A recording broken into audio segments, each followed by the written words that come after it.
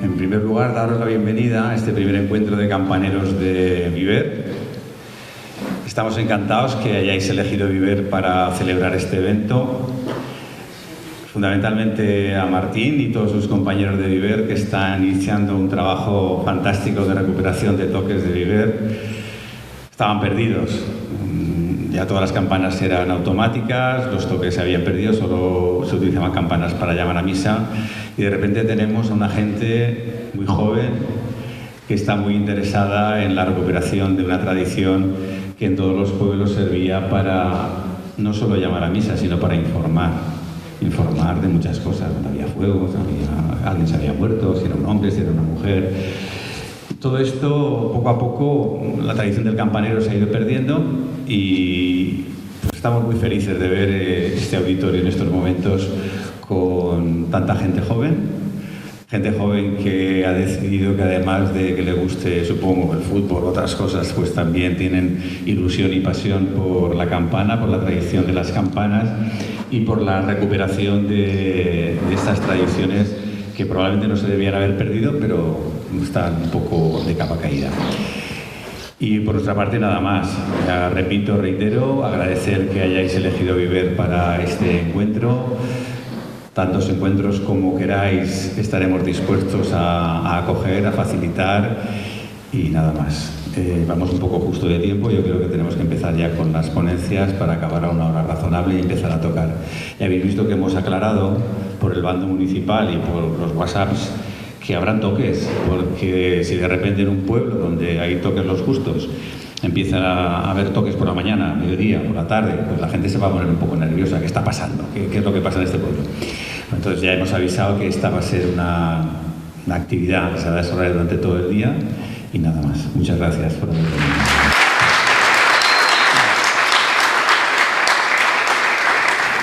Señor alcalde de Viver, don Vicente Ferrer, señora concejal de Cultura, doña Gloria Rabanaque, distinguidas autoridades del consistorio municipal, campaneros, campaneras, señoras y señores, buenos días a todos. Como sabrán, el día de hoy es especial para Viver, pues hoy se celebra el primer encuentro de campaneros del municipio. Se trata de un evento muy especial para Viver y sobre todo para la joven Asociación Cultural de Campaneros de Viver. Un evento que trata de establecer lazos entre distintos territorios de la nación a través de sus toques de campanas. Un patrimonio que está a punto de desaparecer, o mejor dicho, estaba, pues cada vez son más los jóvenes que, movidos por su interés por el patrimonio campanero, deciden unirse a la gran comunidad campanera de España, que ha hecho que este patrimonio sonoro se declare Patrimonio Cultural Inmaterial de la Humanidad por la UNESCO. En el día de hoy, las campanas serán protagonistas, especialmente en esta tarde, cuando las campanas de nuestro pueblo fundirán toques y repiques de distintas procedencias. Esta mañana disfrutaremos de una serie de ponencias, ofrecidas por distintas personalidades dentro del mundo de las campanas. Comenzaremos esta serie de ponencias con la intervención de Martín Noguera, joven recuperador del toque manual de campanas en Viver. Martín ha realizado un gran esfuerzo para recuperar el toque manual de campanas en su pueblo de origen y nos va a ofrecer una ponencia cuyo título es El campanario y las campanas en mi pueblo, Viver.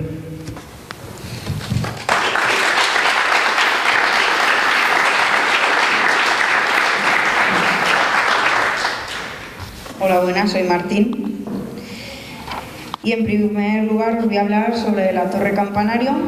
Después os hablaré de las campanas en general, las partes y usos. Y después de las campanas en Viver. Para empezar, la torre campanario se construyó en el año 1608, en pleno siglo XVII. Se utilizó como estructura defensiva y luego religiosa. Tiene una altura de 25 metros. La planta es cuadrada. En la parte superior está el templete octogonal. La torre se divide en tres partes. La primera tiene escaleras rectas, anchas y bien iluminadas. La segunda parte es más angosta, con escaleras de caracol oscuras y estrechas. Y la tercera parte es el campanario en sí, con las campanas y el templete. Luego las campanas. La campana se divide en varias partes, por ejemplo, Este es el cuerpo, que sería lo que es la campana, y el cuerpo se puede dividir en las asas, que estarían ahí, el tercio, que sería este trocito, el medio de aquí a aquí, el medio pie de aquí a aquí y luego el pie. Luego también está el yugo que la sujeta y la compensa para que pueda voltear, el bajo que está dentro, los herrajes que la sujetan y el eje. Luego, los usos de las campanas. Antiguamente las campanas eran la manera más rápida de informar a todo un pueblo. Cada tipo de toque tenía su significado y todos sabían interpretarlo. Servía para anunciar misa, fiestas, defunciones, avisos importantes y también emergencias. Un señor del pueblo, Manuel Blanch, o también conocido como Manuel Fontanero, nos contaba una anécdota que cuando se quemó la casa de Consuelo Alguacila y Escuín, tocaron de una manera que se supo que dónde estaba el incendio y fueron a apagarlo. Después os voy a hablar de las campanas en Viver. En la torre tenemos actualmente 4 campanas, pero hay constancia de que había 6. También había una matraca, pero ya no se conserva a consecuencia de la guerra civil. Aquí en el dibujo este podéis ver que está el soporte de matracas y 2 soportes para campanas, pero que ya no hay campanas. Y podéis ver las campanas ordenadas del 1 al 4, de más pequeña a más grande. Después, la campana pequeña de Viver, situado frente a la torre, está a la derecha. Está fundida por Rosa Cheneta en el año 1963, con 96 kilogramos y 55 centímetros de diámetro. Su nota aproximada es un re. La segunda campana es la María Magdalena. Está ubicada en la parte de delante a la izquierda, al lado de la pequeña. Fundida por hermanos Portilla en el año 2000, con 199 kilogramos y 70 centímetros de diámetro. Su nota aproximada es un do sostenido. Nuestra Señora de Gracia es la campana mediana y se ubica en el lado que da a la iglesia, en la calle El Empedrado, a la derecha. Fundida por Mario Muriedas en el año 2000, con 579 kilogramos y 100 centímetros de diámetro. Suena para llamar a misa, el ángelus, volteo general y repiques. Su nota aproximada es un sol sostenido. Y la campana es Nuestro Señor, es la mayor y se ubica en el lado que da a la calle El Empedrado, a la izquierda. Fundida por Mario Muriedas en el año 1996, pesa 904 kilogramos y mide 116 centímetros de diámetro. Su nota aproximada es un fa sostenido. Y hasta aquí la parte más técnica de mi intervención, y ahora la parte más musical y sentimental. Y como digo en les campanes de Albaida, les campanes son la veu de Déu y la veu del poble. Gracias.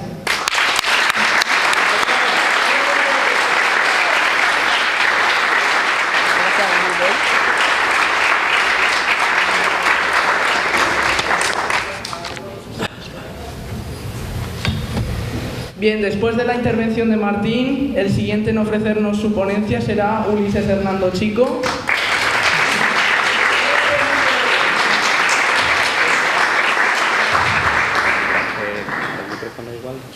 No. Ulises es investigador musical y divulgador del patrimonio. Natural de Puente Dei, Ulises ha desempeñado una importante labor para la conservación y divulgación del patrimonio campanero a través de canales como YouTube, y su ponencia se titula Castilla tiene quien la haga sonar. Bueno, gracias a todos. Bueno, me presento, me llamo Ulises Hernando Chico, y una función que ha llevado a cabo mi pasión inmensa por las campanas desde que era muy niño ha sido recuperar una multitud de toques de campanas y de campaneros en nuestra provincia, en Burgos. Para empezar, quiero decir que en Burgos el toque manual de campanas, o digamos la tradición de hacerlas sonar para diferentes oficios, todavía se siguen conservando en bastantes pueblos. Pero esta función, tocar las campanas, evidentemente ha ido desapareciendo con el tiempo debido a la mecanización y la ausencia de campaneros. Pero en el año 2017 nació la primera asociación de campaneros de Burgos, titulada Campaneros de las Quintanillas, con la necesidad de recuperar esos toques, porque se juntaron los campaneros en el bar aquel día y dijeron: esto se va a perder, esto no Esto no lo podremos recuperar, tenemos que hacer algo que si no esto se va a perder. Entonces, en ese momento se creó la Asociación de Campaneros de las Quintanillas a base de la maestría de estos campaneros y luego fue creciendo a los Campaneros de Burgos. Hablo de los Campaneros de Burgos porque somos la primera asociación que ha recuperado multitud de toques de campanas, campaneros y toques. En la localidad de Las Quintanillas hemos comenzado a hacer escuela de campaneros y toques recuperados en algunas parroquias de la ciudad.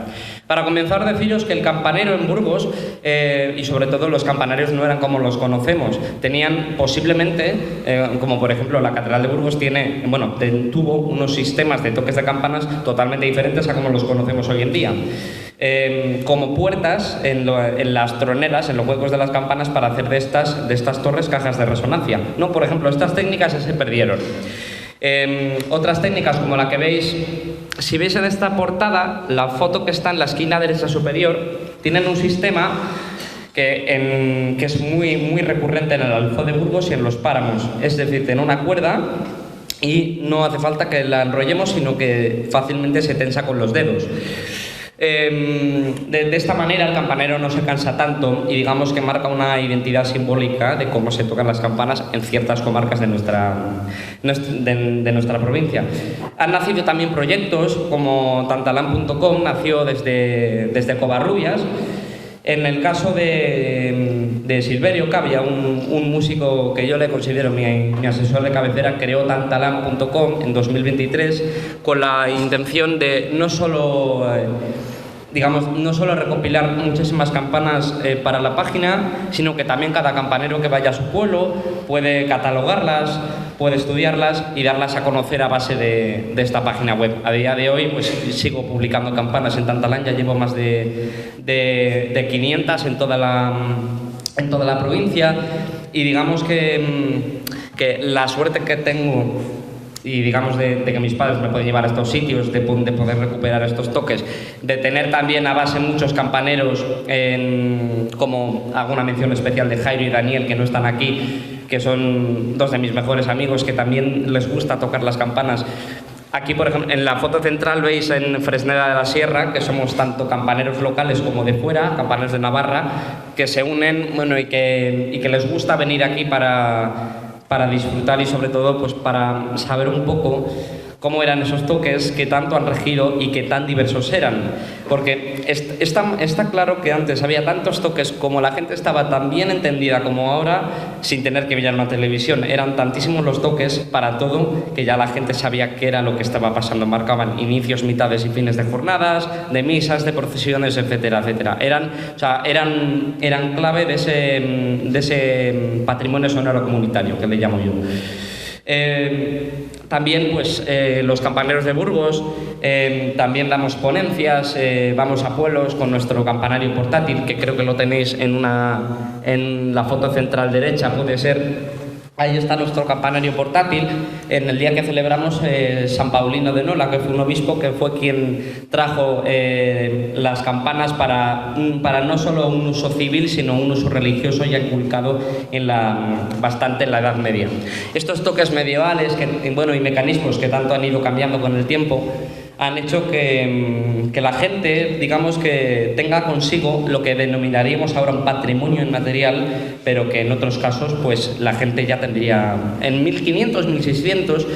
Imaginaos que viajáis al pasado a 1600, a un pueblo de donde sea, donde se tocan las campanas y decís, aquí las campanas se van a organizar en 1950. Os dirán, ¿qué me estáis diciendo? Iros de mi pueblo, no me digáis chorradas porque esto no pinta aquí nada. O sea, la gente tenía ya consigo las campanas como su alma, era su esencia. Pero claro, no estaban diciendo, estos yugos son tradicionales, estos yugos no pintan aquí nada. No, son un elemento patrimonial que no lo llamaban así porque estaban tan tranquilos de tenerlo que sabían que no se iba a ir. Pero al final, en 1950, tanta pérdida de yugos, tanta pérdida de campanas, durante la Revolución Francesa, la Guerra Civil, etcétera, etcétera. Pero lo que sí que quiero hablar es de una nueva asociación de campaneros que hemos creado desde Puente Vell, Campaneros de las Merindades. Pasa, sí, si quieres. Campaneros de las Merindades nace a base de mi pasión y a base de los campaneros de Puente Vell, que somos unas personas que nos hemos conocido entre nosotros y que hemos documentado todos los toques de nuestro pueblo. A día de hoy tocamos más de 400 veces al año para diferentes oficios que no se celebran ya en el pueblo, pero por lo menos mi madre, que ahora mismo está presente, toca todos los días el toque de mediodía, que es, bueno, digamos, algo que tenemos el privilegio de que se siga realizando, porque era uno de los toques principales que tenía día a día Puente Dei. Era igual que el toque del alba y de anochecer, que eran los que ponían inicio, mitad de fin a la jornada. Seguimos tocando a tormenta o a tentenube, como lo llamamos aquí, para cuando viene una tormenta, y no solo para avisar, sino también para atraer el agua y espantar el granizo. Tocamos a difunto. Cuando es la cuaresma también estamos componiendo toques para los que nunca hubo un Puente Dei, pues así crear un lenguaje más amplio. No solo hemos recuperado todos los toques de Puente Dei, que ya de por sí son esencia y son muy diferentes a los burgaleses, sino que también estamos creando otros toques para aumentar ese lenguaje sonoro y patrimonial que nos suena a todos. Voy a poner un vídeo de cuando yo tenía 10 años, donde yo me veis tocar las campanas de Puente Dei con 10 años, que eso que era un granuja. Aquí estoy subiendo a la torre con tanta emoción, ni siquiera me hace falta correr, es que ya tenía tanta emoción de subir a tocar. Entonces, claro, luego llegaba en la hora de tocar las campanas a fiesta, porque era un sábado y era otra etapa, porque venía un cura. Aquí nos vais a hacer otro repique. Espera.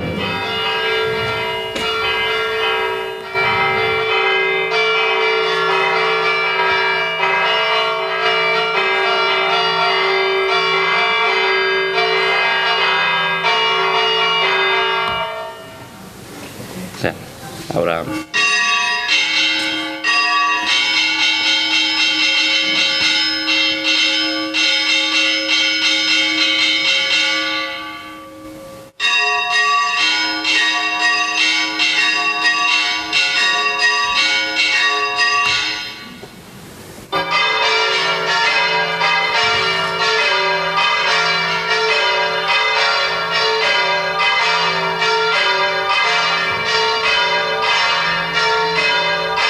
Lo que habéis visto, digamos, es una mezcla de generaciones, de gente que lleva toda la vida tocando las campanas, lleva toda la vida recordando los toques, y me habéis visto a mí, que tenía 10 años, con una pasión tremenda por tocar las campanas. Vamos, yo subía a la torre de mi pueblo y es que no podía contenerme las ganas. Ahora subo a mi pueblo y es como diciendo, no subo, ay, no sé, es que me da pereza. Pero antes no, yo subía porque es que tenía emoción.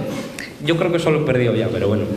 O sea, simplemente deciros que en Puente Dei nunca se ha perdido lo que es tocar las campanas de forma recurrente. No tanto como lo hacemos hoy en día, pero el toque manual nunca ha desaparecido. Aquí por lo menos no. Pero luego hay otros toques cerca ya de Valpuesta, la esencia de las primeras palabras del castellano, donde escucháis un toque... No, espera, es otra diapositiva. Donde escucháis un toque tan curioso... Bueno, a ver. Lo que me faltaba. Donde vais a escuchar un toque como este. Bueno, a ver.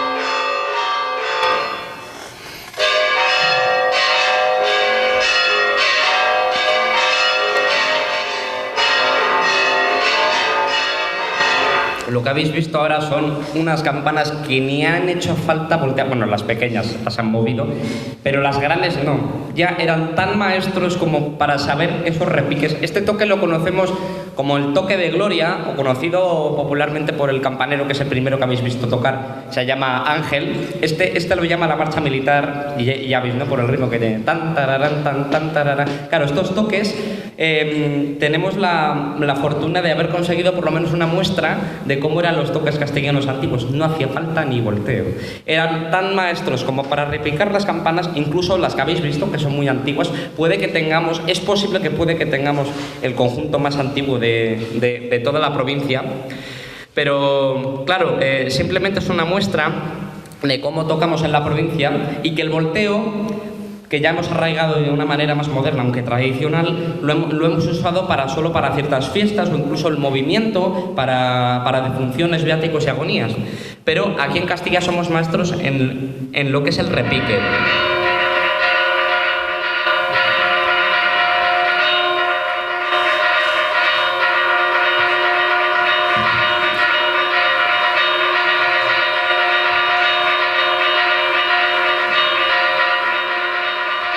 Estas son campanas romanas que las tenemos únicamente en el norte de España, y sobre todo yo creo que Burgos es la provincia que más campanas romanas tiene.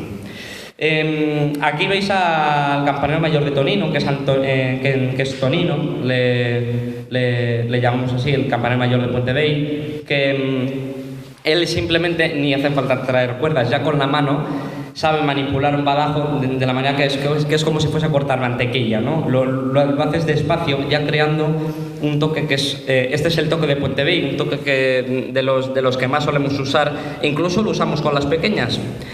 Las campanas pequeñas de un campanario burgalés normalmente las tenemos, las campanas las tenemos divididas, campanas grandes y pequeñas, pero siempre emparejadas. Las campanas grandes son las que se usan para el lenguaje, y las pequeñas normalmente las usamos solo para cuando muere un niño, que es el toca gloria o de párvulos, como también lo podemos llamar en otras zonas. Vamos a poner algún que otro vídeo, así para no montar mucho la chapa, de cómo tocamos en la Asociación de Campaneros de Burgos. Aquí por lo menos vemos un toque de ánimas que realizamos durante la procesión antigua de la muerte en Santa Águeda.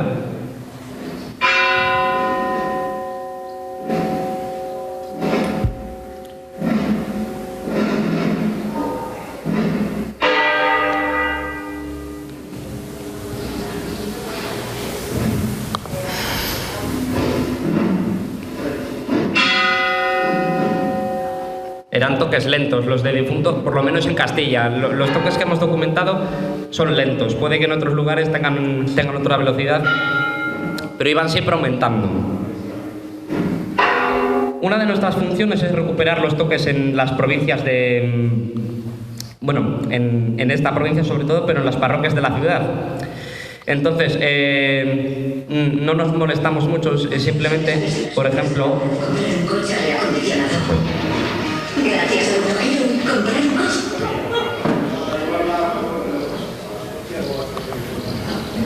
Siempre... Esto es en el Hospital del Rey. Cuando los domingos vamos a tocar...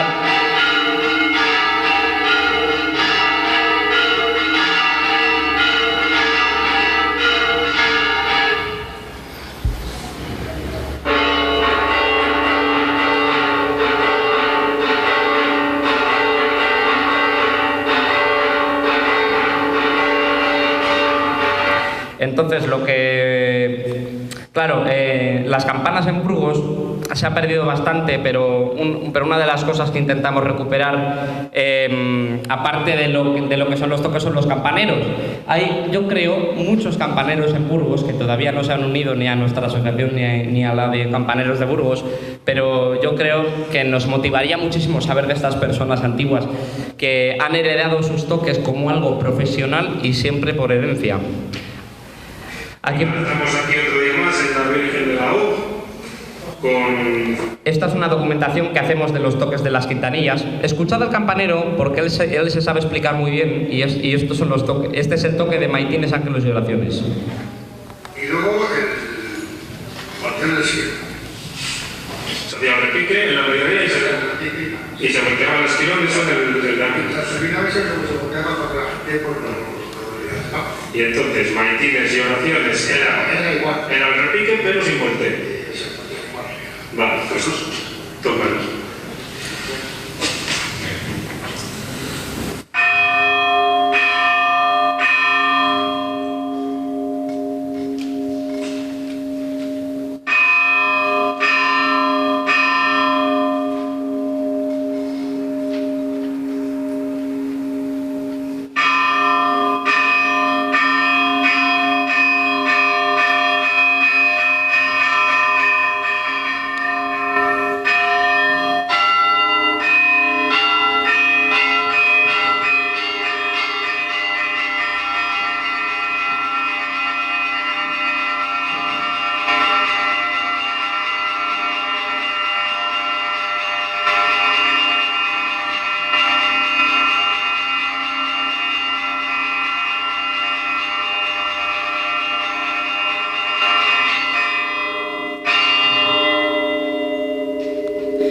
En las Quintanillas, en la ermita de Nuestra Señora de la O, hemos formado hace ya unos años una escuela de campaneros, una itinerante, donde ya teníamos 2 campanas que las podíamos usar públicamente para enseñar a la gente a tocar. Ahora tenemos nuestro portátil. Pero ya habéis visto que por lo menos en Burgos no, o sea, la tradición no es que esté tan masificada, pero por lo menos en cada pueblo siempre hay alguien que toca las campanas y sabe cómo tocarlas. Digamos que, como en muchas otras zonas, los toques burgaleses han marcado la historia de todas estas personas y marcarán nuestras futuras. Es una investigación que une tanto generaciones futuras y nuevas, porque digamos que las campanas es una historia que nos une a todos. Aparte de historia viva, es la historia viva de mi vida. Muchas gracias.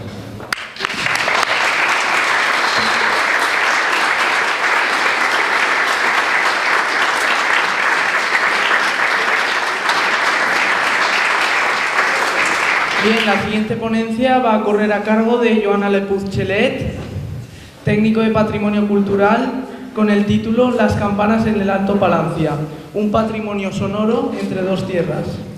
Nacida en la Pobla de Vallbona, Joana ha realizado diversos trabajos académicos en torno a los fundidores de la familia Roses y ha documentado numerosos cuerpos sonoros de la Comunidad Valenciana, especialmente en comarcas como el Maestrat y el Baix Segura. Bien, dicen que en tiempos de melones sobran los sermones, por tanto trataremos de ser breves, sobre todo porque si no llevo mal la cuenta es la 4ª vez que estoy en esta comarca hablando de campanas, lo cual habla muy bien de vosotros.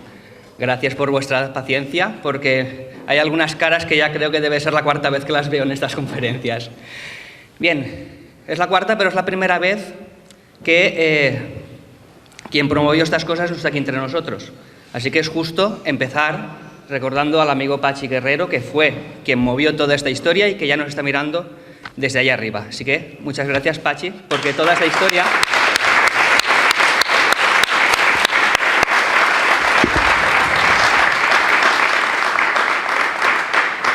Toda esta historia de empezar o de preparar una conferencia de campanas para el Alto Palancia lo iniciamos en el marco del 400 aniversario de la Torre de Xèrica.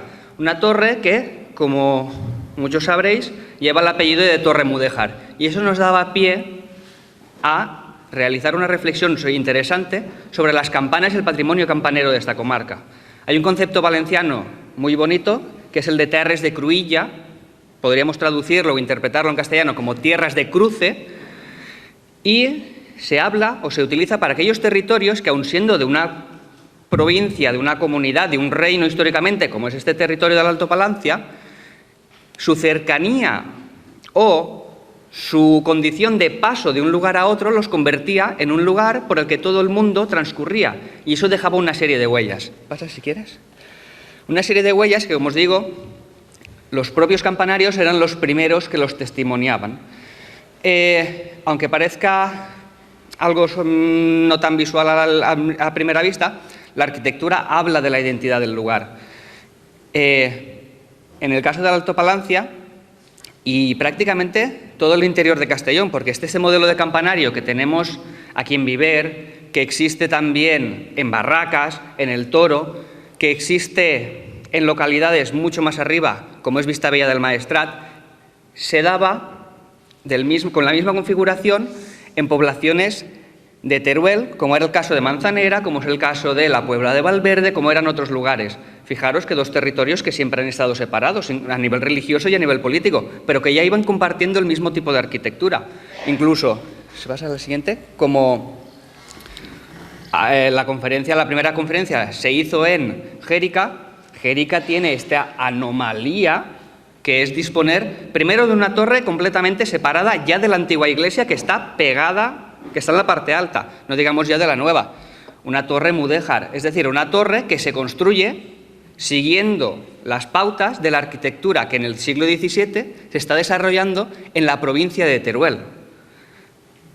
Por tanto, ya veíamos aquí cómo llegaba esa influencia aragonesa, pero no solo la influencia aragonesa, también en algunos campanarios, como era la Torre de Altura, como era la Torre de Gaibiel, como es la Torre de Navajas, como es también el caso de la Torre de Sonejamparte, veíamos cómo la arquitectura valenciana de los siglos XVII y XVIII penetraba también para configurar unas torres construidas por el modelo netamente valenciano. Por tanto, ya desde el principio se veía en los propios campanarios cómo es una zona en la que dialogan diversas tradiciones arquitectónicas en este caso, y eso ya contribuye a dotarla de un carácter único, ¿no? En el caso de, por ejemplo, de mi comarca, lo que tenemos es arquitectura barroca netamente valenciana.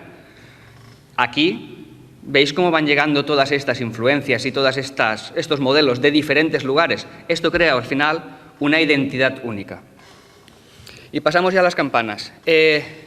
Siempre me gusta empezar dando la definición técnica que da la RAE para inmediatamente pasarme toda la conferencia contradiciéndola, porque si os fijáis, la primera palabra es instrumento.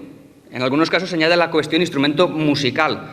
Realmente, y de eso Francesc puede hablar bastante más que yo, no las hemos utilizado nunca como instrumentos musicales. Por tanto, a mí me gusta más la segunda definición, que es la que aparece en la famosa Leyenda Dorada, un texto del siglo XIII, y que ya va hablando de las campanas y de las cruces como elementos, para atrás un segundo, como elementos que tienen la capacidad, bien por su sonido, bien por las oraciones que se rezan cuando suenan, de ahuyentar a los demonios y a otros males que podían afectar a la comunidad. Y eso es importante porque nos ayuda a entender todo lo que vamos a ver a partir de ahora.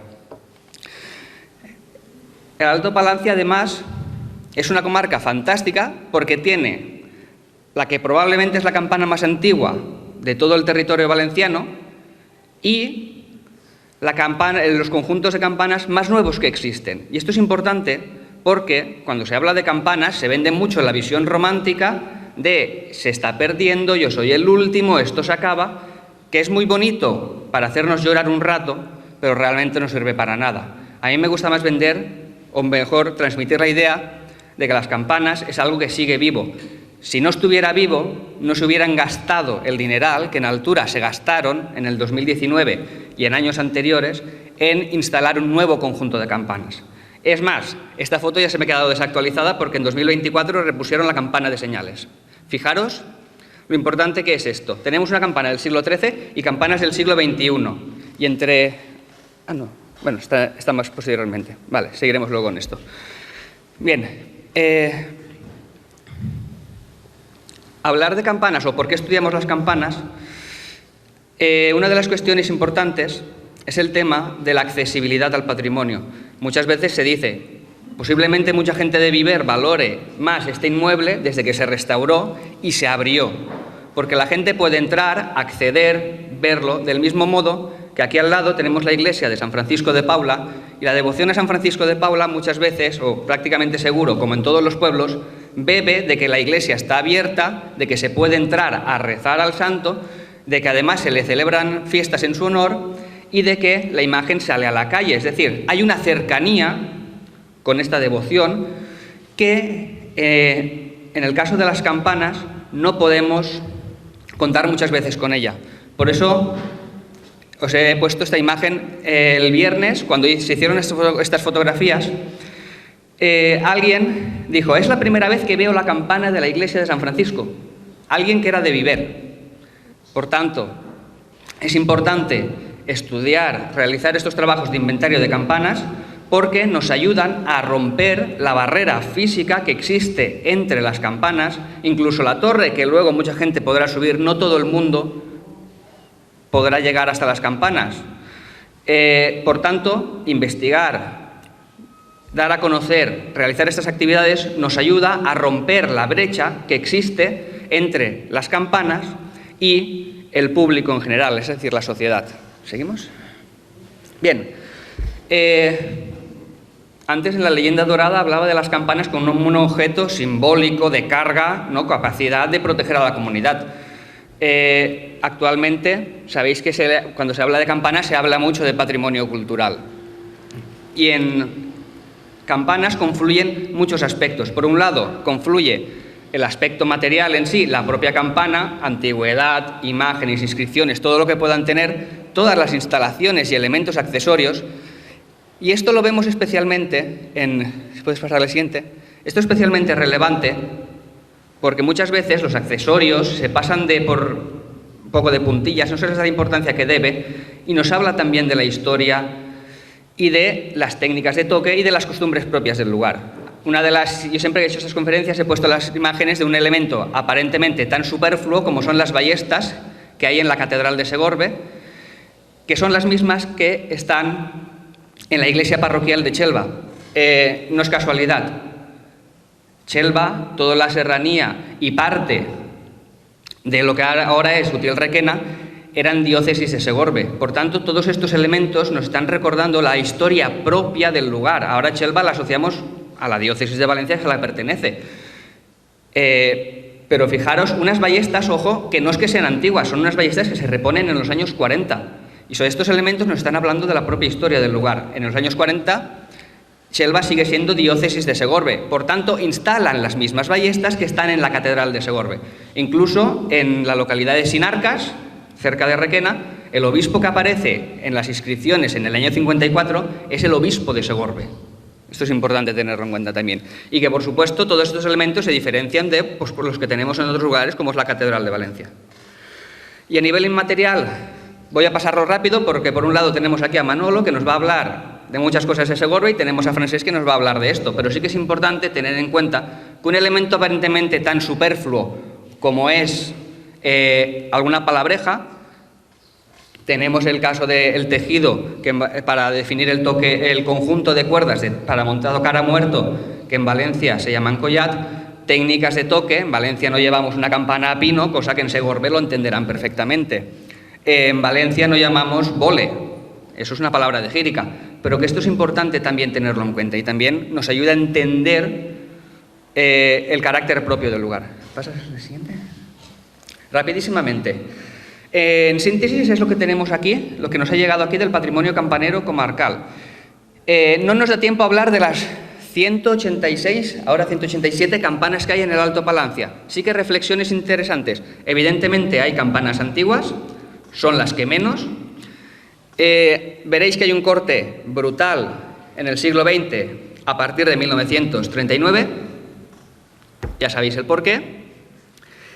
Y, como os he dicho, como la campana es algo vivo que sigue en uso, y afortunadamente la inmensa mayoría de campanas del Alto Palancia siguen en uso, tenemos campanas también del siglo XXI. Por tanto, primera idea importante que os quiero transmitir, hablaremos siempre de las campanas en presente, porque las campanas están vivas y en uso, si no, no se justifica el dinero que se invierte en ellas. Bien, las campanas más antiguas son las campanas llamadas góticas, es decir, aquellas que tienen inscripción gótica, que son, en el caso del Alto Palancia, estas tres. Importante también reflexionar, porque la campana de los cuartos de Soneja es inaccesible incluso para la mayor parte de investigadores, lo que nos obliga todavía más a realizar estos estudios para dar a conocer lo que hay en las torres, porque muchas veces, seguro que habéis dicho o habéis escuchado la frase, parece que todo se perdió en la guerra. No todo se perdió en la guerra, afortunadamente, quedó muchísimo, y todo lo que quedó, pues tenemos la obligación de darlo a conocer. Importante también, una cosa que está completamente infravalorada, pero que a nivel legal es la mejor protección que existe. Estas campanas son bien de interés cultural, como son los toques de la Catedral de Segorbe, también. ¿Pasas a la siguiente? Como os decía, las campanas, la más antigua es la de los cuartos de Soneja, absolutamente inaccesible y con esta inscripción tan rara que se interpreta en este sentido. El obispo me dedicó a San Miguel de Soneja. Pues se plantea esta teoría, pues puede ser que sea así. ¿Pasa al siguiente? Pina de Montalgrao, una campana del siglo XV, una inscripción aparentemente rara y sin sentido. O tal vez no, Santa Águeda fue la primera protectora frente a las tormentas, frente a cualquier mal de la naturaleza, cosa que igual deberíamos de plantearnos recuperar, viendo cómo van las cosas. Como también pasa, otra inscripción rara en la campana María de Soneja. Cristo vence, Cristo reina, Cristo nos defienda de todo mal. Ahí posiblemente está la clave. Cristo nos defienda. Esta inscripción formaba parte de una más larga que se utilizaba como oración contra las tormentas. Por tanto, se pasan a las campanas seguramente con la misma intención. Y aunque a veces es muy complicado, yo creo que sí que me puedo levantar, aunque a veces es muy complicado hablar de las campanas desde la historia del arte, Si os fijáis, esta pequeña Virgen con el niño tiene un regusto muy renacentista. Como también aparece otro elemento en esta campana de Soneta, como es la cruz. La cruz no es un elemento que marca que sea un elemento solamente cristiano, también es un elemento de protección de la comunidad, por eso la cruz siempre está hacia afuera. Bien. El hecho de que haya campanas desde el siglo XIII hasta nuestros días nos da un poco, o nos permite entender cómo las campanas van evolucionando, porque la sociedad fue cambiando y la religiosidad también fue cambiando, pero con muchos matices. Esta pequeña virgen, alguien que sepa un poquito de historia del arte enseguida dirá, es gótica. Una imagen gótica en una campana del siglo XVII. Pero aquí llevan introduciéndose novedades. En las campanas más antiguas solo estaba el nombre de Cristo, normalmente con el IHS. Esta campana, por ejemplo, ya va metiendo el de María y también el de San José. Y esto nos muestra el cambio. San José, en época medieval, se le representaba como un santo sin la mayor importancia, pero durante el siglo XVI la cosa fue cambiando. Y a partir del siglo XVI, la figura de San José se revaloriza. No es casualidad que en la centuria siguiente su nombre ya aparece en las campanas. Importante también, las campanas están súper relacionadas con el entorno. Y si hablamos de religiosidad en el Alto Palancia, no se puede dejar de mencionar al lugar por excelencia, que es la Cueva Santa. La devoción a la Cueva Santa llegaba hasta mi pueblo. Toda la vida, desde la zona de Candeturia, han venido aquí. Importante también, porque hasta ahora hemos visto textos en latín. Progresivamente se van introduciendo textos en castellano, pero, ojo, que en la segunda línea ya va lanzando advertencias. Esto de que se eleve Dios y huyan los enemigos. ¿Qué enemigos está hablando? Pues seguramente está hablando de tormentas, etc. Y también esta campana nos daba pie a contradecir un argumento que cuando se habla de estas imágenes se vende mucho. Digo, la campana está decorada con imágenes de no. La campana no está decorada con nada. El hecho de que esté la Virgen de la Cueva Santa en una campana y en varias campanas del Alto Palancia no es un simplemente hecho decorativo. La Virgen, desde un lugar elevado, porque aunque esté en una cueva, el santuario está en un lugar elevado, protege el entorno. La imagen de la Virgen sirve también para proteger al entorno, proteger a la comunidad. Y muchas veces se habla de cambio, pero ojo también con las pervivencias. La campana de las horas de la Catedral de Segorbe, una campana fundida en pleno periodo barroco, todavía tiene imágenes y textos que son de época gótica. Seguramente por una cuestión pragmática, el fundidor tenía el molde y mientras valiera lo seguía utilizando. Pero incluso el texto, si os fijáis, es el mismo texto que hemos visto en campanas anteriores. Pero eso sí, los cambios vienen. Y los cambios vienen por medio de campanas como es la que tenemos en Castellnovo. Cuando hablábamos de las torres, pues hemos hablado de que aquí llega influencia aragonesa y llega influencia valenciana. Con las campanas pasa exactamente lo mismo. Es un territorio al que vienen fundidores valencianos que tienen su tradición y su forma de hacer las cosas. Esta campana posiblemente es de las campanas más exquisitas que debe de haber en toda la comarca. Fijaros el detalle con el que compone toda la inscripción y toda la retahíla de imágenes con las que está dotada la campana. Una campana que protege no solo por el texto, sino también por la cantidad de imágenes, con un pequeño detalle. Aquí aparecen las dos protectoras de tormentas, la antigua Santa Águeda, la nueva Santa Bárbara. Santa Bárbara además con el rayo señalando desde arriba y con un pequeño detalle gracioso. Es la misma imagen, solo que en una han borrado la torre para poner la bandeja con los pechos y así han hecho la Santa Águeda. Seguimos avanzando, como os he dicho, no nos da lugar a hablar de todo, pero sí que es interesante ver cómo estos textos que estábamos viendo en latín, largos y más complejos, progresivamente van a ir cambiando. Hay una cuestión muy curiosa en el siglo XVII valenciano y principios del XVIII, y es la presencia de la devoción mariana en las campanas. Si no he hecho mal las cuentas, más del 60% de campanas valencianas de este periodo tienen, de una u otra forma, una mención a la Virgen. Y el 30 y pico por ciento llevan esta, Ave María, gracia plena. Posiblemente tenga que ver con toda la efervescencia que hay en torno al culto a la Inmaculada, posiblemente, son las palabras clave. Como también la otra inscripción, estrella, Jesús María Josep, que es la típica de fundidores cántabros. En este caso la campana es muy pequeñita, no nos da muchas pistas, pero posiblemente por aquí ya van apareciendo los fundidores cántabros. Que en el caso de Castellnovo ya es evidente. Cuando hablábamos de patrimonio entre dos tierras, lo planteamos también en este sentido. Los fundidores cántabros son los que llegan vía Teruel y los fundidores valencianos vienen por abajo, y aquí se entrecruzan ambas tradiciones, y esto da lugar a un patrimonio campanero tan variado, porque cada uno tiene sus formas de hacer las cosas. Los Foncueva son fundidores de origen cántabro. Fijaros que en pleno siglo XVIII todavía tenemos imágenes góticas.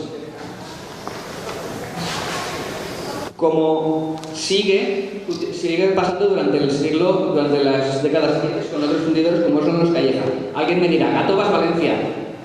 Hace 4 días. Gàtova era Segorbe y era Valencia. Fijaros todos estos elementos, esta gran cruz, cenefas, etcétera, cómo son completamente diferentes a lo que vamos a ver en algún caso ahora. Incluso elementos tan interesantes como la Inmaculada. Es decir, la campana recoge y plasma una de las devociones más importantes de época moderna en el contexto de la monarquía hispánica. Por tanto, cuando nos aproximamos a estos elementos, la idea de que son decoraciones las descartamos absolutamente. Siglo XVIII, y siguen la presencia de los cántabros. Importante, hemos hablado ya de Foncueva, hemos hablado ya de Calleja. Llega la Fuente. Es decir, estos fundidores estuvieron continuamente durante el siglo XVIII trabajando en tierras del Alto Palancia. Y llegaban por Teruel, porque en el estudio de campanas que hemos estado haciendo de la provincia de Teruel aparecen exactamente los mismos nombres.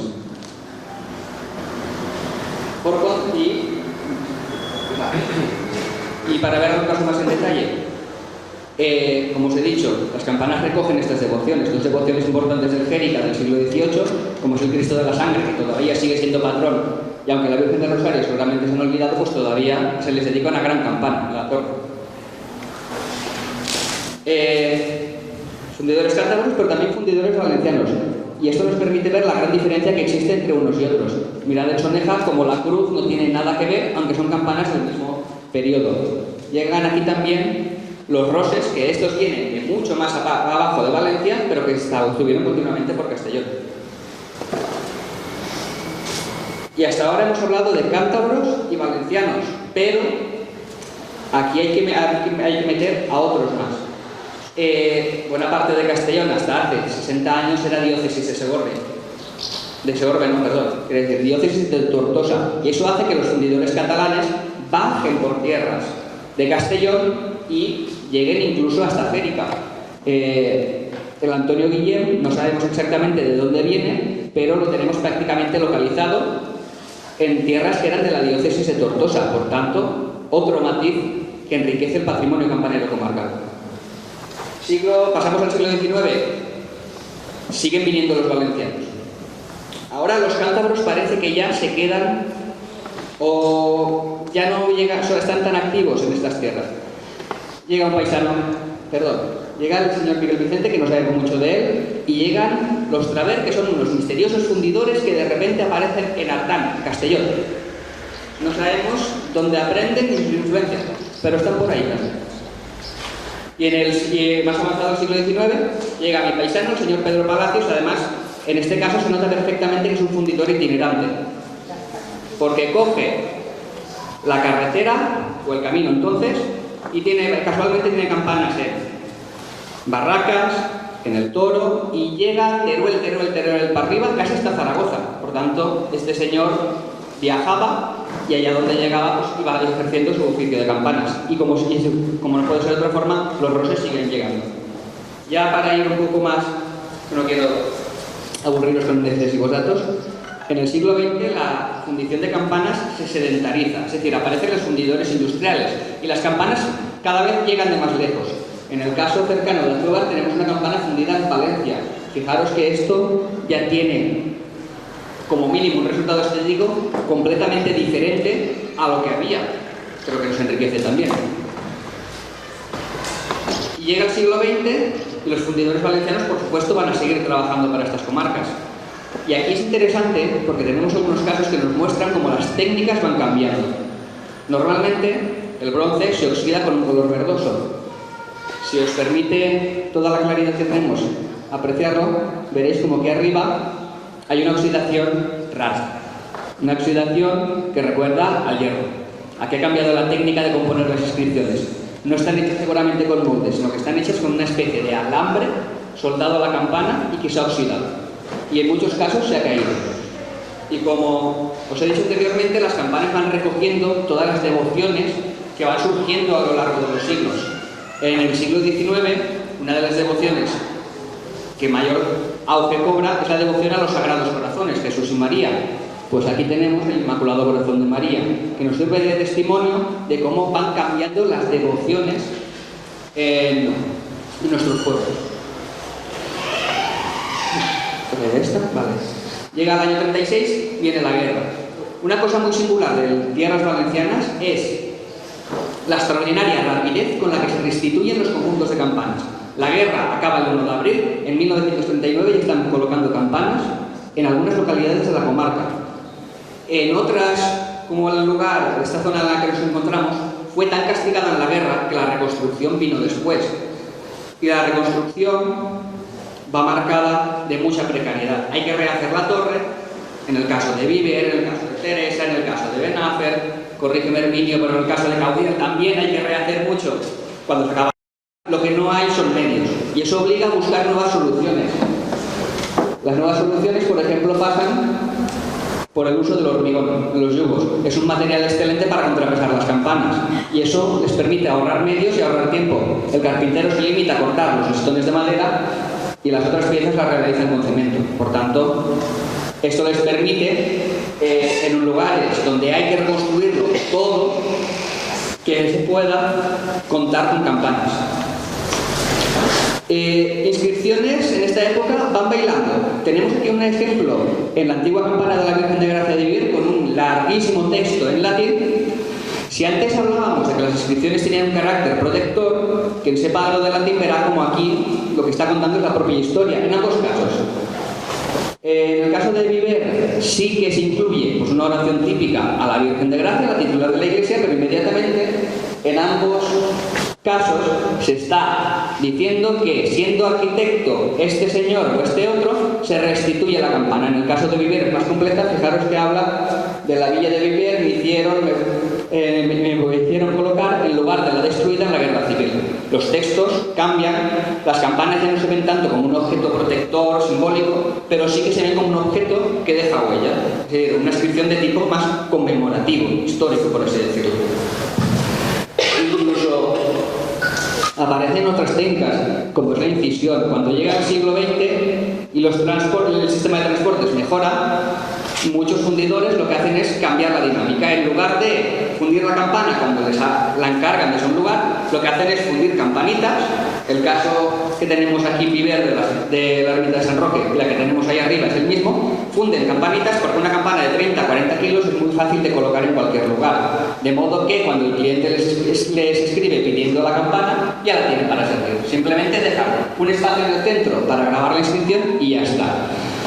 Y os he dicho que cuando se acaba la guerra, los lugares donde no hay tanta economía de medios, lo que hacen es meter el hormigón. Lugares donde tienen un poquito más de dinero, como es el caso de la Catedral de Segorbe, sí que pueden permitirse yugos de madera como los que había antes.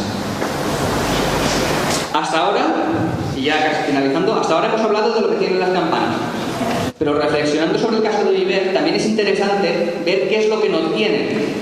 Porque si vemos en detalle lo que hay en la campana mayor o lo que no tiene, vemos que la campana mayor de Viver está despojada de cualquier elemento simbólico, protector, es decir, cualquier elemento, digamos, que no sea estrictamente necesario. Y esto también habla del profundo cambio que viven Las campanas, durante esta época más contemporánea, ya no tienen esa función protectora, esa función simbólica. ¿Para qué dotarlas de elementos que aparentemente no son necesarios? Por tanto, tenemos aquí la inscripción, ponemos la inscripción que hace falta y ya está. Y la campana no lleva nada más. Con esto no estoy criticando la campana que hay aquí en Viver, pero sí que es interesante ver cómo sirve de ejemplo de cómo van cambiando la función simbólica o el valor que las personas damos a las campanas. De este aspecto, Francesc intuyo que ya hablará bastante. Simplemente, cuando llega al siglo XX, años 60, época de recuperación económica de la guerra, las parroquias también se recuperan, por tanto ya es posible mecanizar las campanas. Prácticamente todas las campanas que tenemos a nuestro alrededor se mecanizan. Incluso la dejadez de algunos fundidores se evidencia, por ejemplo, en el caso de la antigua campana mayor de la iglesia de altura. Veis que tiene unos pegotes blancos. Las campanas les seguían con defectos de fundición en esta época de Germán Klus. ¿Qué es lo que hacían? Pegote de yeso. Pintaban de doradizo y la campana la servían. Problema, sabéis que el yeso no es un metal, por tanto no se oxida. Con el tiempo, muchas de estas campanas han acabado con este contraste bronce que sí que se oxida, el yeso que se queda blanco. Bien, y brevísimamente, para acabar de una forma más alegre, hemos hablado de cómo cambia todo. Cuando las campanas parece que ya no tienen ninguna más función que la de ser un elemento utilitario, cuando los yugos antiguos se sustituyen por yugos de hierro, se mecanizan, entre tanta pérdida, empiezan aquí los amigos de las campanas de Segorbe a recuperar el patrimonio, a recuperar los toques de la catedral de Segorbe, y esto se inscribe dentro de un proceso que en los años siguientes se desarrolla en toda la Comunidad Valenciana y que ha permitido leer a las campanas desde la perspectiva del patrimonio cultural. Es decir, vamos a interpretar un bien que nos ha llegado, vamos a releerlo desde una perspectiva moderna, a dar otros valores nuevos, que posiblemente esta es la mayor importancia y la mayor aportación que le hemos dado nosotros a las campanas. Redescubrirlas desde la perspectiva del patrimonio cultural y tratar de dialogar tradición y modernidad. Y esto en el caso, por ejemplo, de Segorbe se ve muy bien, y en el caso de Soneja, por ejemplo, también se ve maravillosamente bien. Tenemos las campanas originales del siglo XVIII, con los yugos de madera originales, en mayor parte restaurados, mecanizadas con mecanismos actuales, pero que se pueden tocar manualmente. El diálogo perfecto entre la tradición, campanas antiguas, yugos propios, y la modernidad. Los campaneros no están todo el día, por tanto, hay mecanismos y se pueden hacer las dos cosas, toque manual y toque automático. Creo que no hay más, ¿no? Por tanto, yo que ya me he excedido un poquito bastante del tiempo, muchas gracias por vuestra atención y creo que le toca a Manolo, que seguro que nos va a ilustrar magníficamente.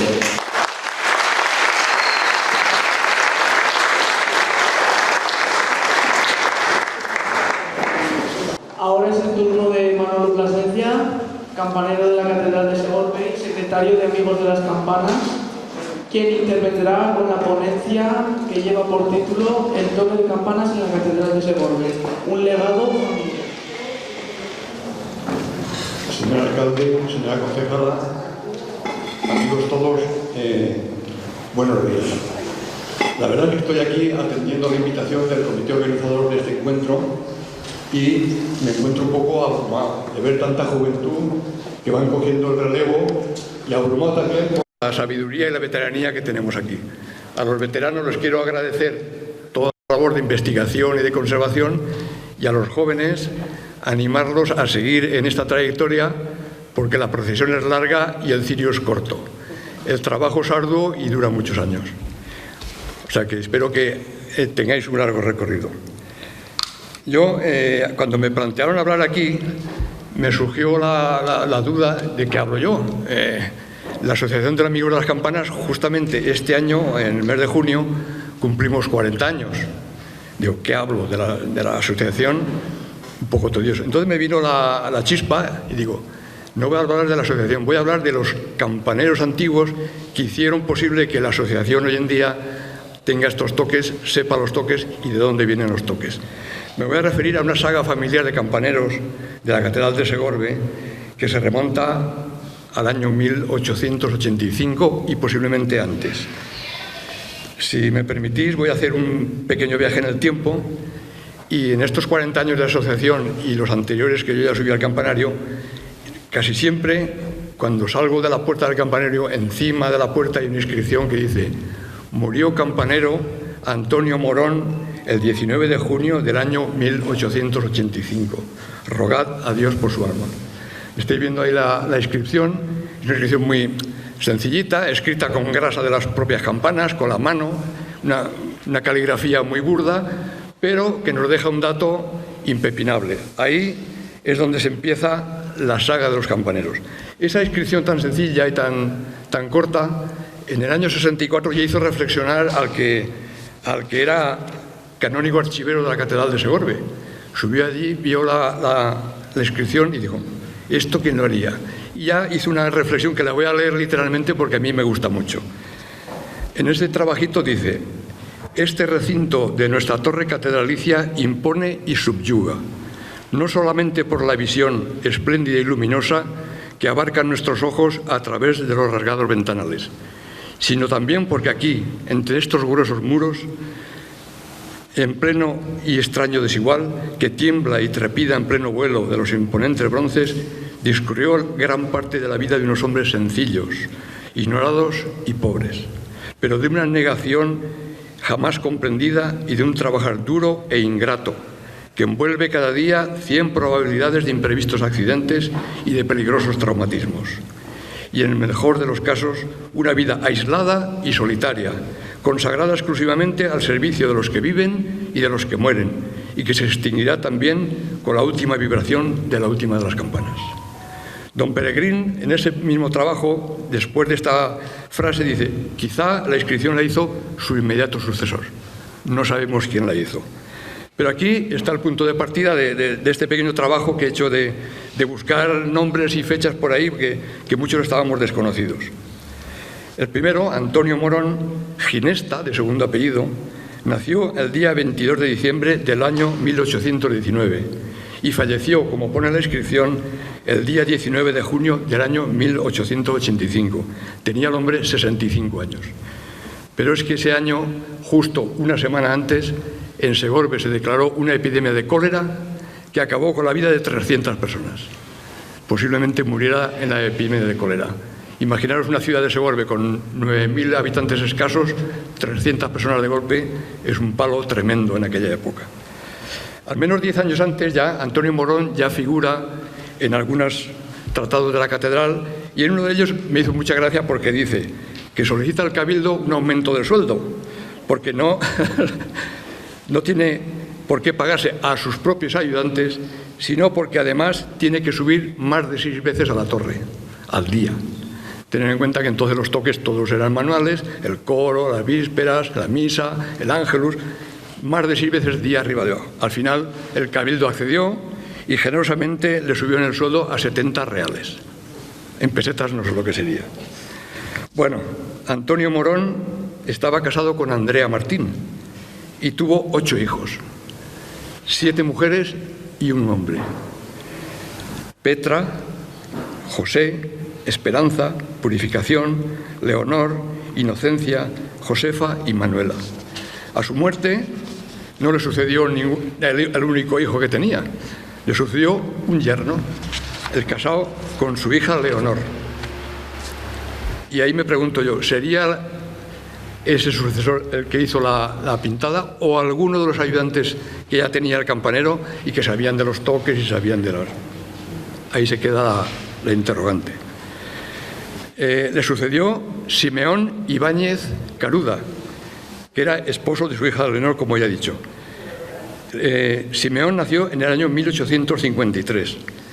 Y si pasas, esa es la partida de nacimiento de Simeón, pasa la siguiente.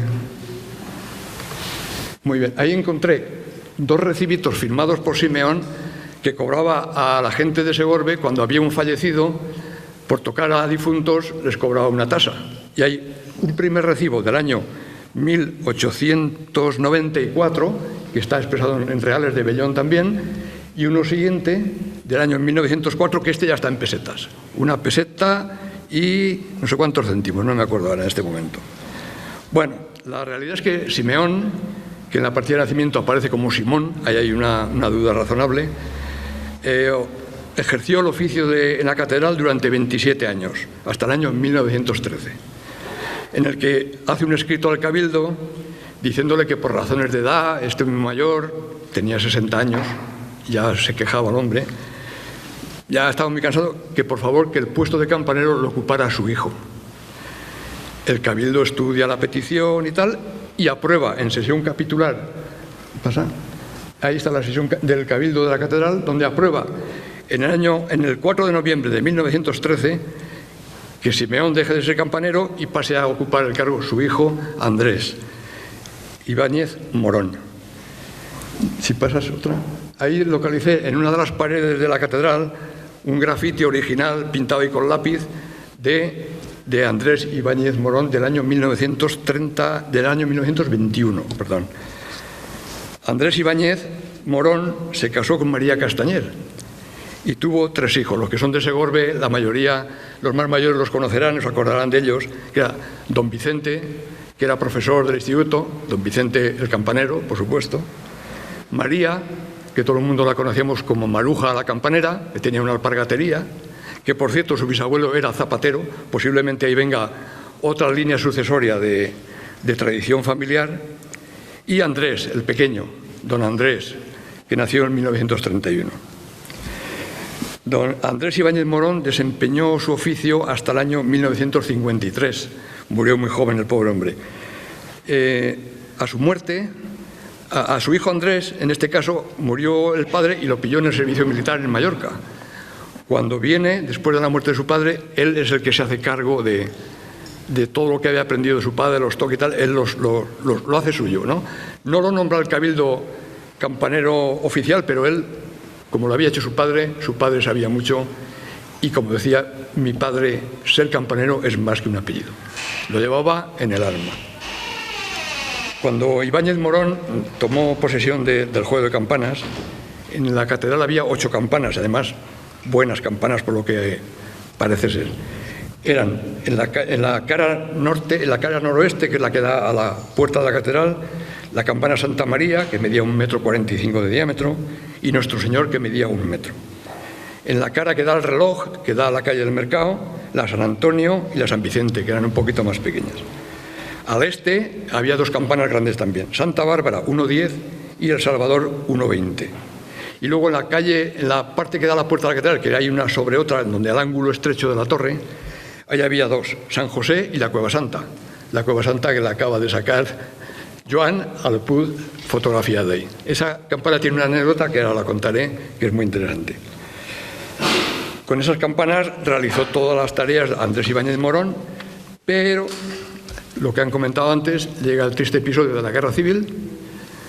Todas las campanas se van a la calle, pero así de forma literal. Uno de los antepechos de la torre lo derriban y por ahí una detrás de otra, todas abajo. Solo se salvaron 3. Una, la de las Horas, que lleva la última inscripción gótica que la ha señalado Joan, y otra San José, que estaba muy alta por allí, seguramente era muy trabajoso tirarla y se quedó allí la pobre. Y una tercera, que es la Virgen de la Cueva Santa, que la tiraron a la calle, cayó y desapareció. Acaba la Guerra Civil, allí no hay campanas, el campanero tiene que tocar, hay un vacío ahí tremendo. Pero acaba la guerra y las autoridades del momento llaman al vicario general de la diócesis, que entonces era don Romualdo Amigó, y a Andrés Ibáñez Morón, que bajen a Valencia, porque en Valencia habían hecho un depósito con todas las campanas que habían recuperado por ahí tiradas, a ver si había alguna de Segorbe. Se bajan los 2 para allá. El señor Deán no tenía ni puñetera idea porque no subía nunca al campanario, pero Ibáñez Morón se la sabía de memoria. Van por allí, no ven nada. Y ya cuando se venían a casa, me lo contó Andrés eso personalmente, cuando venían a casa, leches, esa campana, espera un momento. Se paran, la mira y era la campana de la Cueva Santa, fundida en 1886, en la época de su abuelo.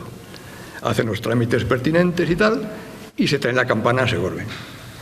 Pero En la catedral allí no quedaba absolutamente nada, esas 2 campanas que no valían para nada, para hacer ningún toque, y las monjas agustinas tampoco tenían campanas, porque también han venido al mismo sitio.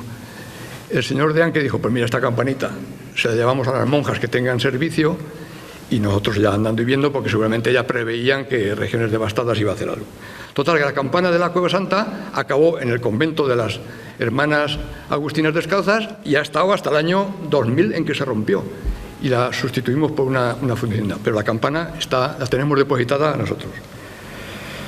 En ese vacío, hasta el año 41, en que Regiones Devastadas funden las nuevas campanas, pues no se puede hacer nada. Cuando traen las nuevas, ya se pueden hacer cosas que supongo que Andrés Ibáñez Morón las modificaría, porque claro, no eran las mismas campanas que tenía, ni eran los mismos pesos, ni eran las mismas notas. Adaptaría los toques a lo que en ese momento tenía. La cuestión es que él tocaba, su hijo le ayudaba y iba guardando en la cabeza lo que su padre hacía. Muere su padre, has puesto un grafiti, pasa, y este era Andrés Ibáñez Morón en el año 41, que era el director de la banda de música de Segorbe. El hombre sabía música, no tenía campanas que tocar y se dedicó a la banda durante unos años. Y al fallecer, ahí encontré un grafiti de su hijo Andrés, justo al año siguiente de fallecer su padre, donde dice: campanero de esta santa iglesia catedral, Andrés Ibáñez Castañer, año 1954. Bueno, en esta época Andrés Ibáñez estudió en el seminario, se sacó su carrera, el hombre, y se dedicó a ejercer el magisterio. Se hace maestro, lógicamente en Segorbe no había plazas porque estaban todas ocupadas, y le toca irse fuera de Segorbe. Se fue a Montán, en Almenara y en Maté. En ese periodo, pues, sí iba y venía, hacía algún toque y tal, pero el peso de los toques lo llevaba un sacristán que se llamaba Manuel Marco Torres, que también he encontrado un grafiti por ahí perdido, como curiosidad, porque cada uno iba haciendo allí su inscripción y iban dejando los toques. El sacristán hacía los toques y lo ayudaba un grupito que ya ayudaba a Andrés, de gente aficionada, como pasa ahora, pues los chavales subían allí, le ayudaban a Andrés y ahí hacían los volteos. Pero Andrés se va, Marco llega un momento que estaba falto de dinero el hombre, se dedicaba a la carpintería, le salió un trabajo y se fue a Teruel. Entonces ni estaba Andrés, ni estaba Marco, y aquello se quedó más perdido que perdido. ¿Qué pasa? Las campanas con yugo de madera antiguas y grandes, pues no había quien las tocara. El sacristán que pusieron detrás, el pobre hombre subía, tocaba difunto cuando podía y nada más. Se habían perdido repiques, se habían perdido toques de tejido, difuntos, prácticamente se había perdido todo. Con más INRI todavía, porque el Cabildo, una de las campanas mayores, dice, pues, como no hay nadie, la electrificamos y la hacemos nueva y que toquen eléctrica y tal. Y en el año 64 aún se funden 2 campanas nuevas, la Inmaculada Concepción de 800 kilos y el Ángel Custodio de 200. Y se añadió una más pequeñita, una Ave María que estaba por ahí perdida en la catedral, que también la electrificaron y la pusieron allí, por lo menos había más servicio. Entonces, después de que se fuera Andrés y se fuera Marco, quedan electrificadas 4 campanas, la Inmaculada Concepción, la Esperanza, el Ángel Custodio y el Ave María. Y quedan con cabezal tradicional de madera, que lo hemos visto antes, Nuestro Señor, que es la campana mayor, San Mauro, San José y Santa Lucía. Los volteos y los toques diarios se realizan desde la sacristía y los toques manuales, como he dicho, a difuntos y poquito más. Así siguió el tiempo y en el año 1985 Andrés Ibáñez Castañer ya ha venido a Segorbe, ha conseguido plaza de maestro en el colegio de Segorbe, se asienta allí y dice, a mí esto me dan ganas de llorar, me lo decía, esto me dan ganas de llorar, esto hay que arreglarlo como sea.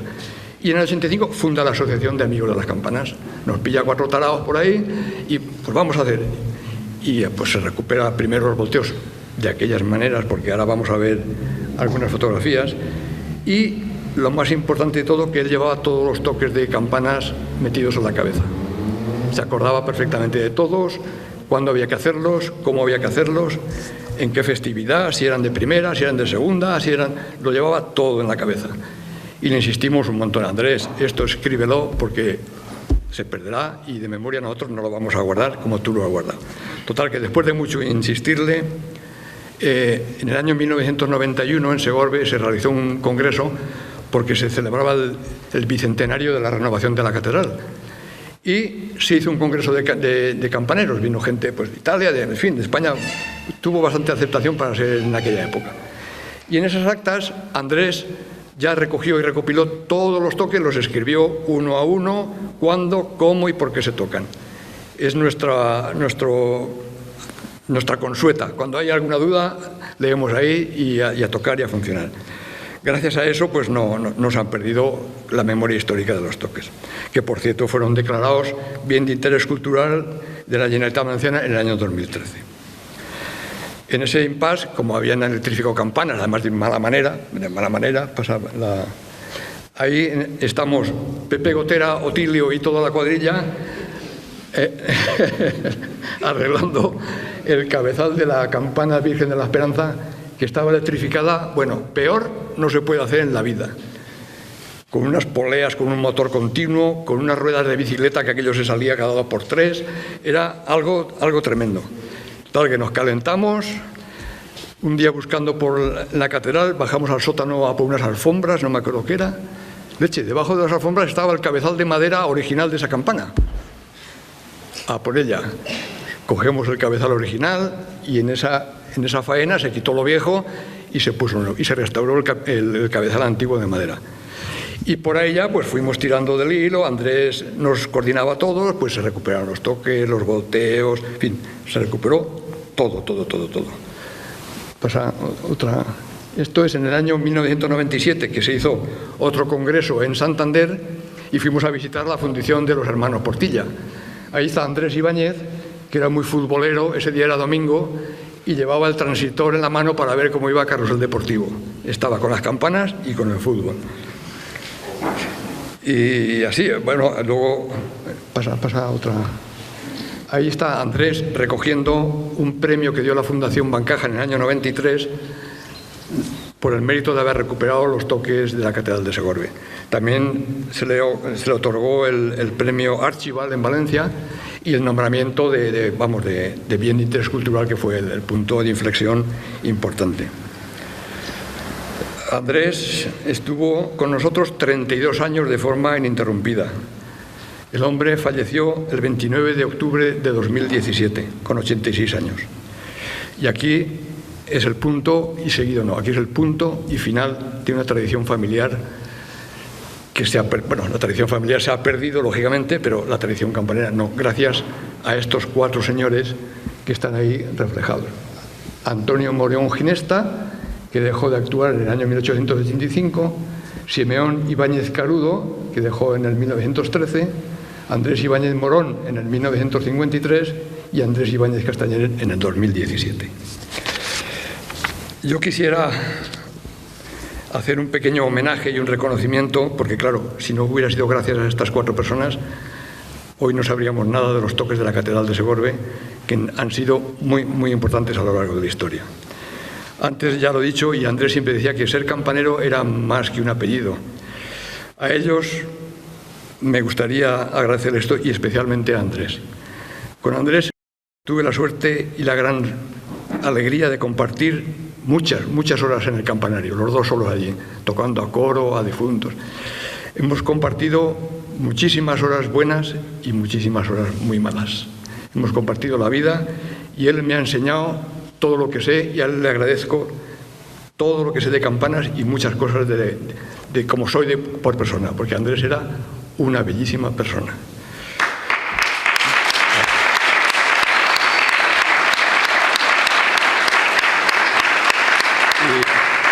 Y aquí cierro mi intervención, y me gustaría cerrarla como la he empezado, con una inscripción, esta vez no en un muro, esta vez virtual.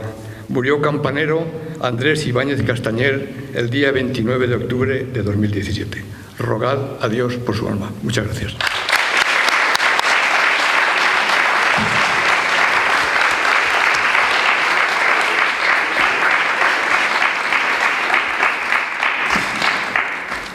Bueno, y cerraremos esta mañana de ponencias con la intervención de Francesc Job, cuya ponencia lleva por título Campaneros viejos, nuevos y novísimos, pasado, presente y futuro de los toques manuales de campanas. Francesc Llop és antropòlogo i president dels mestres campaners de la Catedral de València. Campaners de la Catedral de Valencia. Perdón. Y ha inventariado más de 1000 campanas distribuidas por la geografía española. Gracias. Presidente de los campaneros de la Catedral, no, uno de los campaneros de la Catedral. Voy a hablar de campaneros viejos, nuevos y novísimos. Es una palabra que me he inventado ahora, pero habría que hablar. Me siento un poco perdido hablando delante de tanta gente joven. Cuando empezamos con las campanas no había tanta gente joven, ni mucho menos. Al revés, todo el mundo se reía de nosotros y pasaba de nosotros. Me recuerda a tiempos pasados hace mucho. Vuestra pasión, no creáis que sois los primeros en tenerla, nosotros la tuvimos también. Pero hay muchas diferencias. Intentaré explicar qué nos une y qué nos separa entre los antiguos campaneros, los sucesores y vosotros, los apasionados actuales por las campanas. Primero pasamos con la flecha que hay ahí arriba. Campaneros viejos. Vamos a ver unos segundos de toque. Como está todo en la web, ya sabéis que se mira y ya está. ¿Cómo tocaban? ¿Quiénes eran los campaneros viejos? Oiremos unos segundos de Enrique tocando.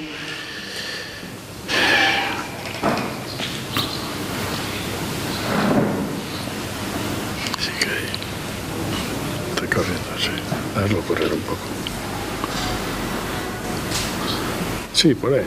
Si lo que se trata es de ver un poco las primeras grabaciones, pensar que esta grabación es del año 1980 y Enrique nos hace, le grabamos técnicas, es decir, voltear una campana, voltear dos, voltear...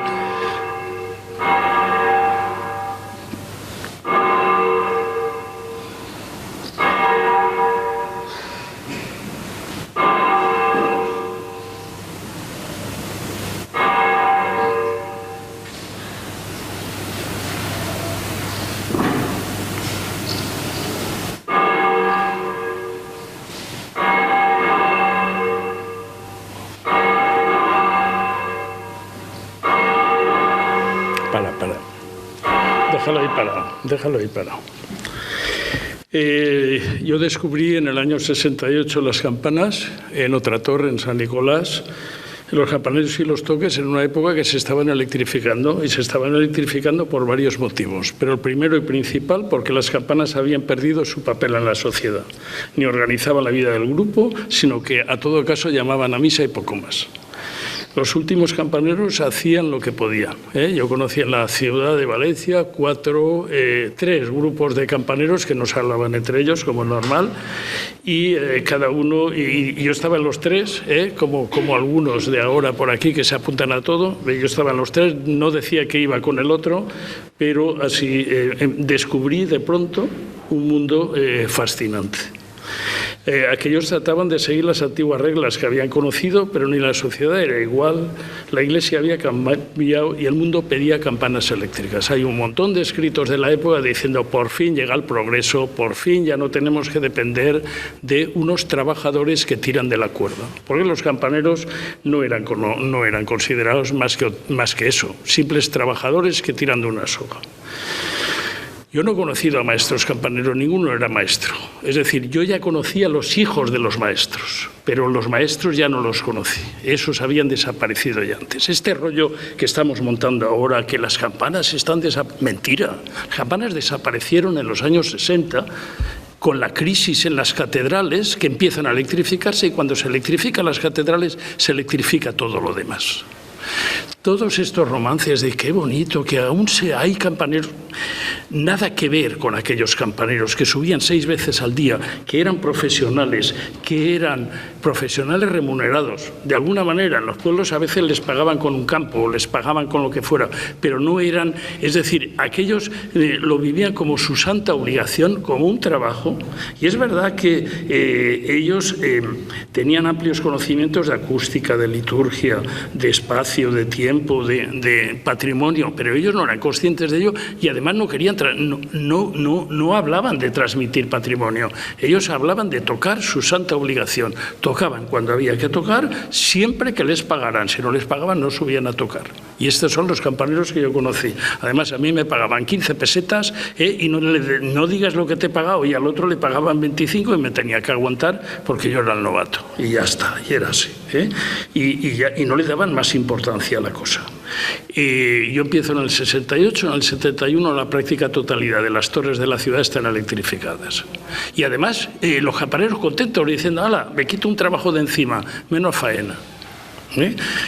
Todo este romanticismo que estamos echando ahora de la pérdida de la tradición, la pérdida de la identidad, todo eso es muy bonito, pero aquellos simplemente era su trabajo, les dejaron de pagar, adiós muy buenas. Y no transmitieron a nadie porque no había que transmitir, es decir, tú cuando te vas de un trabajo te echan, en muchos casos les echaban, les decían, ya no vuelvas, la torre de, yo qué sé, las torres de San Esteve, de Valencia, ¿no? Dice, el lunes no vuelvas que van a electrificar las campanas. Y aquel decía, pues vale, como no había ningún contrato, era todo oral, pues adiós, muy buenas. ¿Qué pasa? Que a partir de los años 80, a partir de una reflexión, lo que acaban de contar del proceso de Segorbe, surgimos los campaneros nuevos, lo que yo llamo campaneros nuevos. Nada que ver con los antiguos eran campaneros profesionales remunerados. Los nuevos tenemos varias características. En primer lugar, todos o casi todos hemos sido ayudantes o hemos conocido campaneros viejos. En el caso de Andrés, había ayudado a su padre, incluso había tocado y luego lo había tenido que dejar. En el caso de Valencia, yo conozco a los campaneros viejos que ya han desaparecido, y entonces decimos, no, la palabra nos vamos a recuperar, que es una palabra odiosa. No recuperamos nada. Hacemos normal los toques de campanas, que es diferente, y eso nos lo tenemos que meter en la cabeza. Es decir, recuperar es algo que se ha perdido. Recuperar es vestirnos de romanos y hoy vamos a recuperar el patio romano. Eso no es recuperar.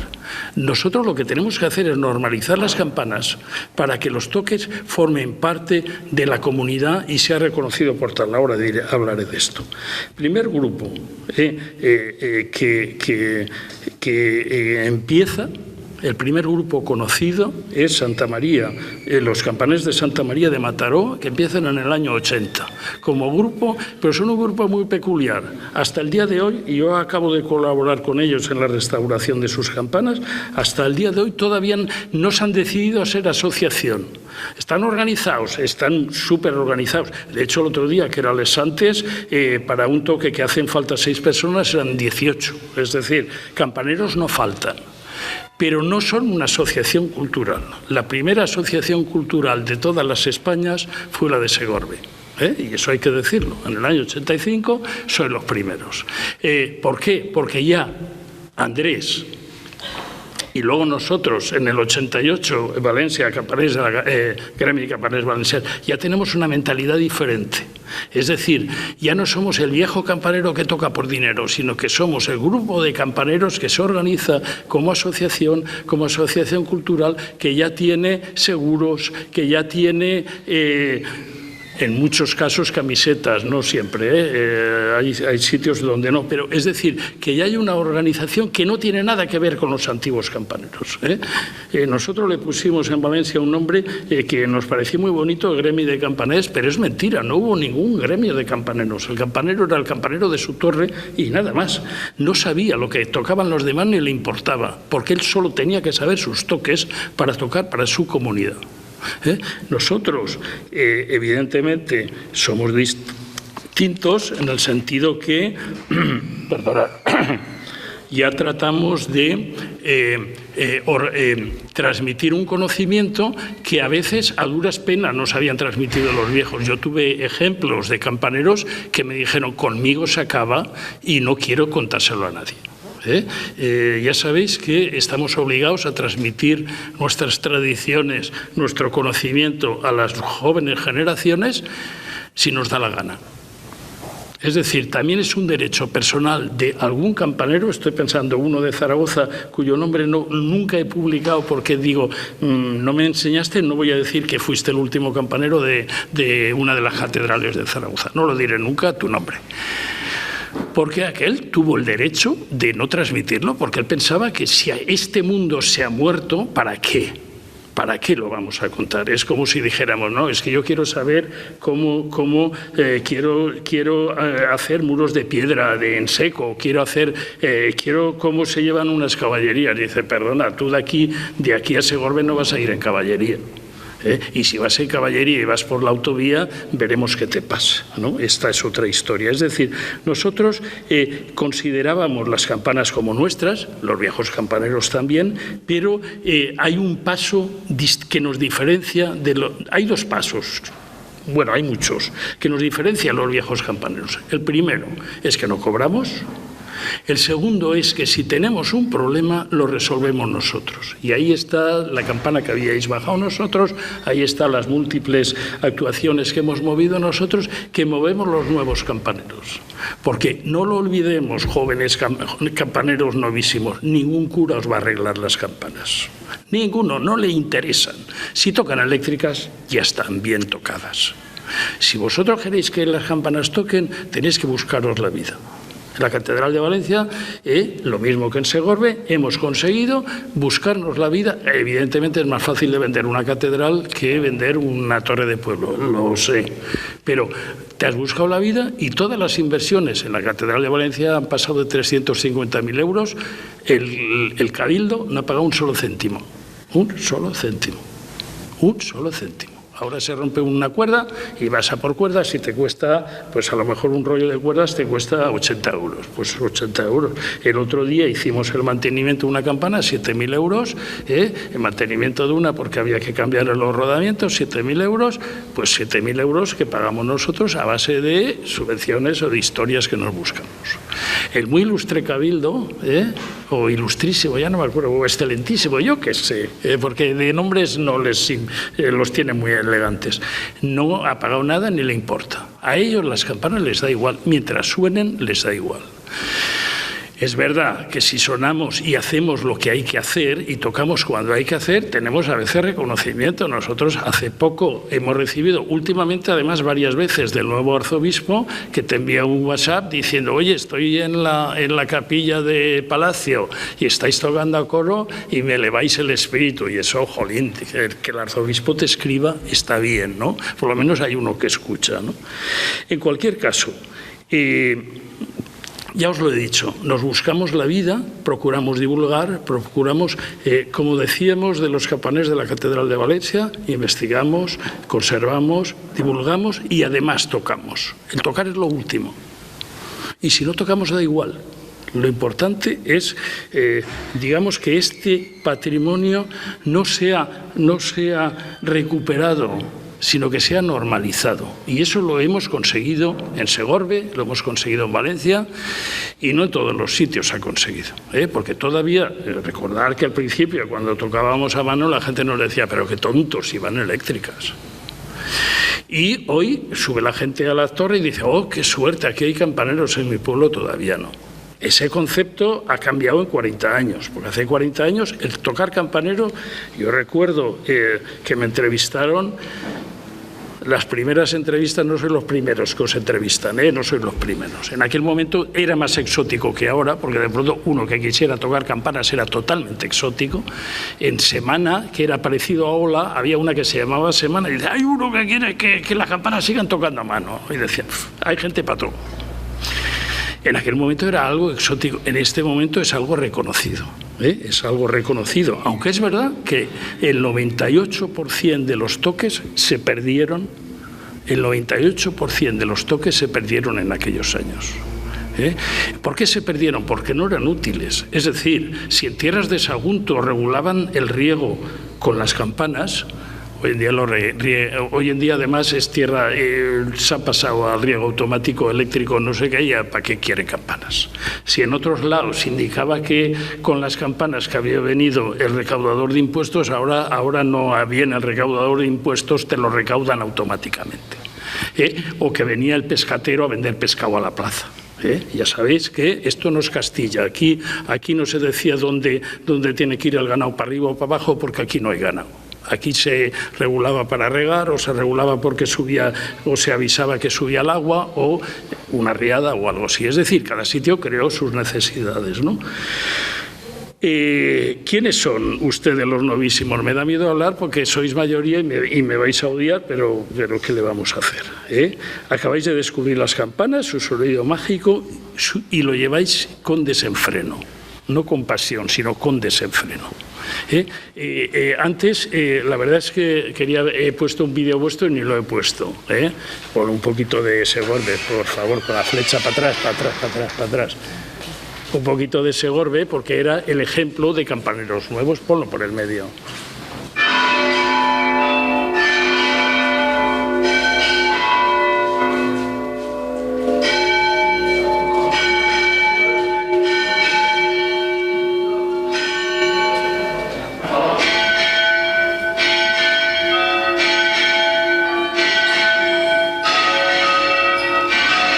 Ponlo un poquito más para el medio, más para el...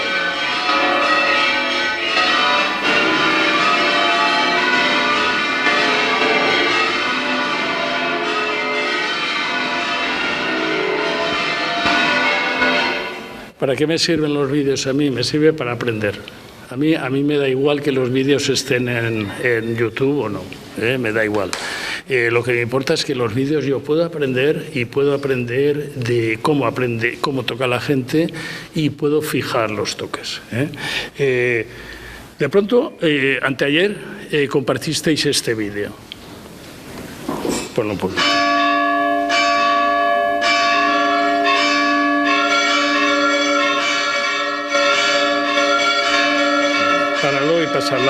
Páralo y déjalo ahí parado, no pases a lo siguiente. Yo nunca hubiera colgado un vídeo así. Los viejos campaneros nunca hubiéramos colgado un vídeo así. Primero, nunca hubieras colgado un vídeo en el que las campanas son eléctricas y tú tocas la misma campana a riesgo de romperla. Los campaneros nuevos ahora tenéis tendencia a colgar cualquier tipo de vídeos de campanas, por ejemplo, campanas eléctricas. Nosotros nunca hubiéramos colgado un volteo eléctrico desde la calle, porque lo eléctrico es lo que odiamos, es decir, lo que queremos cambiar, lo que queremos sustituir. No vamos a difundir lo eléctrico, vamos a difundir lo manual. Es verdad que para vosotros la electrificación en muchos casos es el presente. Es el presente, es así. Pero nosotros, cuando empezamos los nuevos campaneros, nosotros teníamos todo por hacer. Vosotros lo tenéis todo hecho. Y además, por si faltaba poco, lo de la UNESCO. Lo de la UNESCO es la cosa más inútil y lo peor que nos podía haber pasado. Los campaneros nuevos, es decir, los que llevamos 40 años tocando, no decimos que somos patrimonio de la UNESCO, porque eso no vale para nada. Es un rollo que nos han vendido, que ser de la UNESCO es maravilloso. Mirar, yo en el año 80 en el año 83, 84 hice grabaciones para la UNESCO. Eso ya es de antes. Lo de la UNESCO no está inventado ahora. ¿Para qué sirvieron? Para que acabaran en un cajón en París. Al final las divulgué yo porque si no, no hubieran salido. Pensar que la gente dice, oh, es maravilloso ser patrimonio mundial de la UNESCO. Sabéis que en España hay por lo menos 25 elementos de patrimonio inmaterial reconocidos por la UNESCO. A ver si alguien es capaz de decirme 10. Aparte de las campanas, que ya sé que lo sabéis, 10. Bueno, decirme 5. En el mundo, en este momento, hay más de 1000 elementos reconocidos como Patrimonio Mundial de la UNESCO. Más de 1000. Patrimonio inmaterial. ¿Y qué? Porque a nosotros eso no nos importa, eso no nos va a traer, eso no nos va a dar de comer, no nos va a dar subvenciones. Lo único que nos importa, lo único que le importa a ellos y a nosotros, y digo ellos, Segorbe, porque son aquí la catedral, y la catedral es la que manda en un territorio. Lo único que nos importa es que nuestra comunidad nos reconozca que formamos parte del patrimonio, pero no como gente exótica, como locos de las campanas, sino como tías normales que expresamos las emociones de la comunidad a través de las campanas.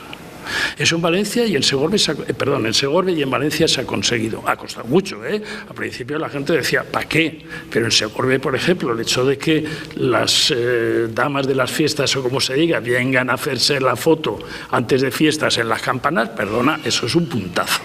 Y ya es tradición. Y eso es un puntazo, es decir, es religar a la gente con su patrimonio.